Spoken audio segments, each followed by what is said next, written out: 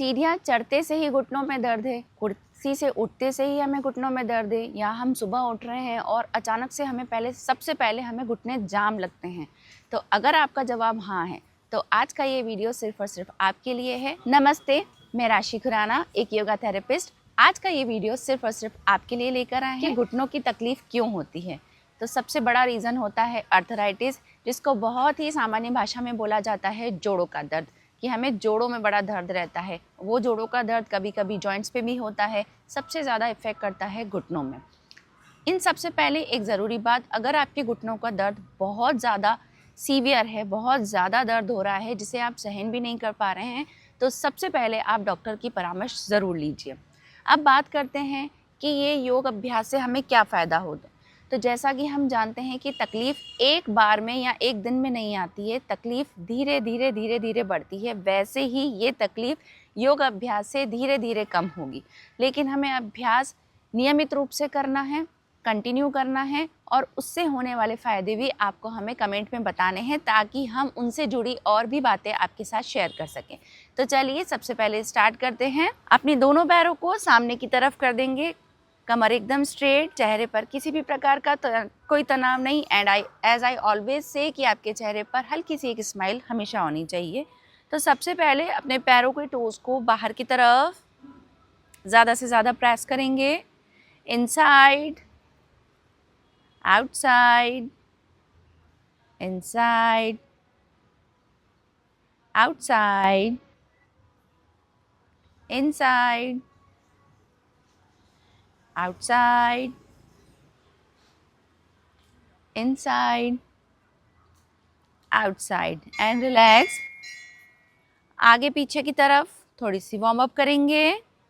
2, 3, 4, 5, 6, 7, 8, 9, 10।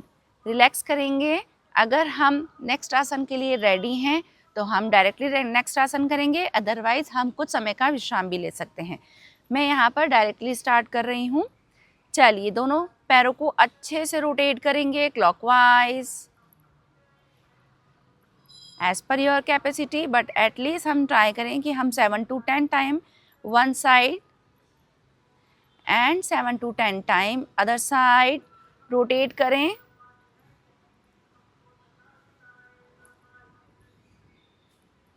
And relax. आप थोड़ा सा रिलैक्सेशन के लिए अपने दोनों हाथों को पीछे की तरफ एक लंबी गहरी श्वास भरते हुए अपने शरीर की गतिविधि को सामान्य करें। रेडी फॉर नेक्स्ट आसन। अपने दोनों पैरों को अच्छे से फोल्ड कर देंगे। अगर हमें घुटनों में इतना दर्द है कि हम सहन कर पा रहे हैं तो हम ये वाला आसन करें, अदरवाइज हम इस आसन को स्किप कर दें। अगर आप बिना किसी कुशन के या बिना किसी पिलो के सपोर्ट से ये आसन कर सकते हैं तो भी आप इन आसनों का अभ्यास कर सकते हैं। अदरवाइज आप अपने दोनों हाथों का इस तरीके से लॉक करके अपनी नी को सपोर्ट देते हुए पैरों को up and down, up down, up down, up down, up and down. Relax.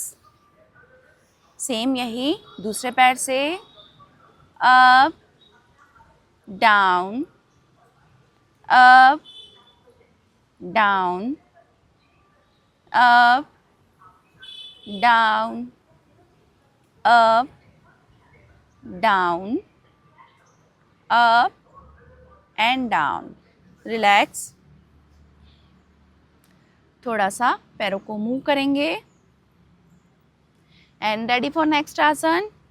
इसके लिए हम पीठ के बल लेट जाएंगे एंड रेडी फॉर पवन मुक्तासन, लेकिन बहुत ज़्यादा फोर्सफुली नहीं करना है, जितना हम घुटनों को मोड़ सकें।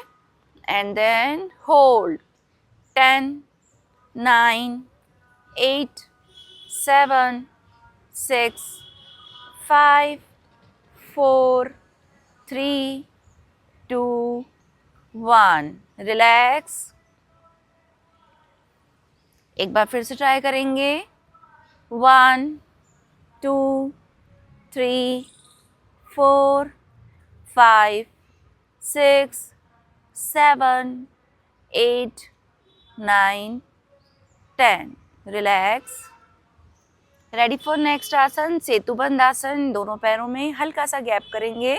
अपने दोनों हाथों को कमर के आइट साइड स्ट्रेट करेंगे and up down up down up down up down up and down. दोनों पैरों को स्ट्रेट करेंगे और धीरे से उठ के बैठ जाएंगे। ब्रीदिंग को नॉर्मल होने देंगे एंड रेडी फॉर नेक्स्ट प्राणायाम। प्राणायाम के लिए हम किसी भी सुख आसन में बैठ सकते हैं। अगर आप सुख आसन में बैठने के लिए भी कंफर्टेबल नहीं हैं तो आप अपने दोनों नीज के नीचे छोटे छोटे पतले से कुशन भी रख सकते हैं और करेंगे अनुलोम विलोम का अभ्यास। अपने एक हाथ को ज्ञान मुद्रा में और दूसरी हाथ से प्रणव मुद्रा बनाएंगे and inhale exhale, inhale, exhale,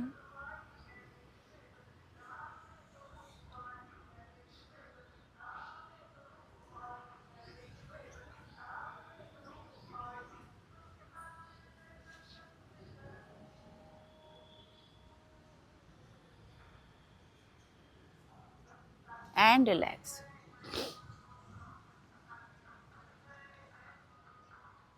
तो कैसा लगा आपको इन योग अभ्यासों को करते हुए? आप हमें कमेंट में बताइए, आप हमें व्हाट्सएप पे बताइए। हम आपके कमेंट का, हम आपके रिप्लाई का वेट कर रहे हैं। अब बात करते हैं कि घुटनों का दर्द होता क्यों है। सबसे बड़ा रीज़न होता है उम्र। अगर हमारी एज बढ़ जाती है तो नेचुरली कि हमारा फिज़िकल एक्टिविटी कम हो जाता है, तो उस वजह से भी अर्थराइटिस की प्रॉब्लम होती है। दूसरी बात है वज़न बढ़ना। अगर आपका वज़न बढ़ा हुआ है तो आप अपना वज़न कम करने की कोशिश कीजिए, लेकिन अपने शरीर को बहुत ज़्यादा शारीरिक पीड़ा न देकर। आप वज़न कम करने के लिए धीरे धीरे योग अभ्यास कीजिए। जैसा कि मैं हमेशा कहती हूँ कि कोई भी तकलीफ़, कोई भी परेशानी एक बार से नहीं आती है, उसके लिए काफ़ी लंबा समय लगता है। अपनी सेडेंटरी लाइफस्टाइल को प्रॉपर कीजिए, थोड़ी थोड़ी फिजिकल एक्टिविटी करते रहिए, संतुलित भोजन लीजिए, तो हमारा वज़न ऑटोमेटिकली कम हो जाएगा। वज़न से केवल घुटनों का दर्द नहीं होता है, बहुत सारी तकलीफ़ें होती हैं। आगे चल के डायबिटीज़ की भी प्रॉब्लम होती है, तो वज़न बढ़ना वैसे भी अच्छा नहीं है। थायराइड की भी समस्या बढ़ सकती है।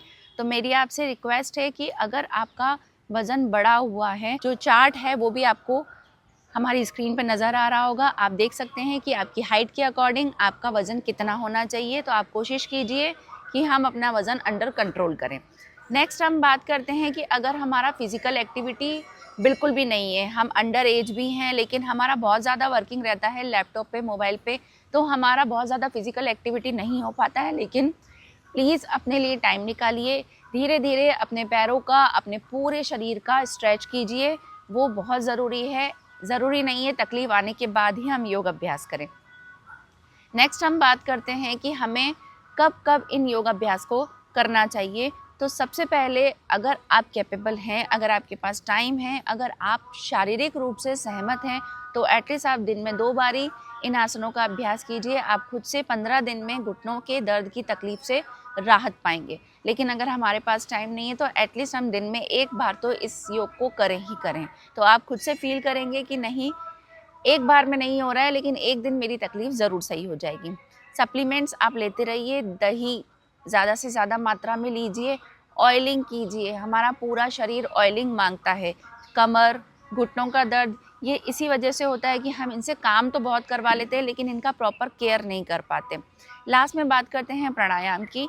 प्राणायाम हमें शारीरिक रूप से स्वस्थ तो करता ही है, लेकिन हमारा जो मानसिक तनाव रहता है, क्योंकि अगर हमारे शरीर के किसी भी पार्ट में हमें तकलीफ़ होती है तो हमारा सबसे पहले उसका असर पड़ता है हमारे माइंड के ऊपर, हमारा कहीं भी ध्यान नहीं लगता है। प्राणायाम का सबसे अच्छा उपयोग यही है कि हमें तनाव को कम करने के लिए प्राणायाम का अभ्यास करना चाहिए।